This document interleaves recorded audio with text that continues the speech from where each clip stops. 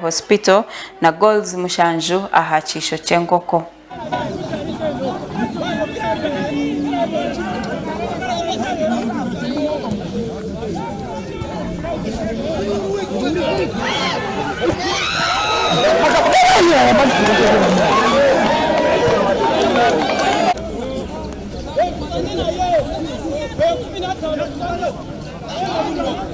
Bari munonga amazina ganyana yita Michael Ntegereze senior and CEO of Sheni Veterans. Mbere ndagana sabantu twino mpira mu rungi guturese season age kicisho cyashabere mpira mu rungi display yabaho na win turaganise win eri massive yabagoze mushanjo azuro coach Sheni Veteran ndi musanyufu kwa tuwangude nayengera bokulaba ngabo umanyo mpira oyino kola nokolera yachoyagala so twagenda nyamiti obola na tukola 0-0 correction gitwagenda ko yali ya scoring era mbadde musanyufu nti batabanyi bange bitwaba coaching ajjo munako ebilize tukozemu kuko tubadde tulinyo ku scoring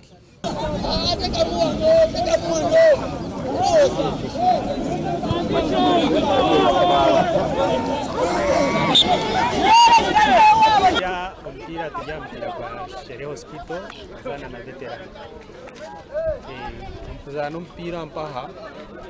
ashara mtu ajangu katizana sabana bomuka wari Shere akati no timu ya Shere FC katizana saba abazane barungi mwina abantu kanaka twashanga tino organization yo kwasa kugira ngo twasa maintaining abazana abo tabazani twashanga twajangu yatkoze abana bomuka mwana kwasa kugira ngo muhereza cyakiro akiza no kuzana mpira echai nitwenitwentu kaya ndaho mukako Shere district bajya mu zafukize echai muka ubire njya kutuba kashye muka echai ndafite echai nambwe no kujya echai kiro muri gutemera kushara muri maiza kushara muri gutemera kukereza echai twine kizibu cya timu tayine sponsorship timu tayine montarko giteka musente timu nitwe nk'abashambi okwefaho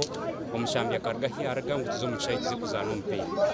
konka ekindi kumangwa arigi eyitorumu eje yitoru kushambanira igi mpango njitwiremo ningimanya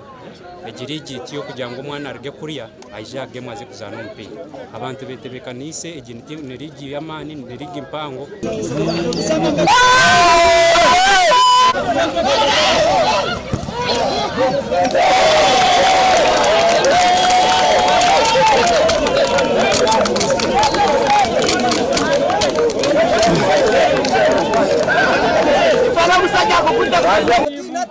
Eno Hospital FC je bakubye golo musanvu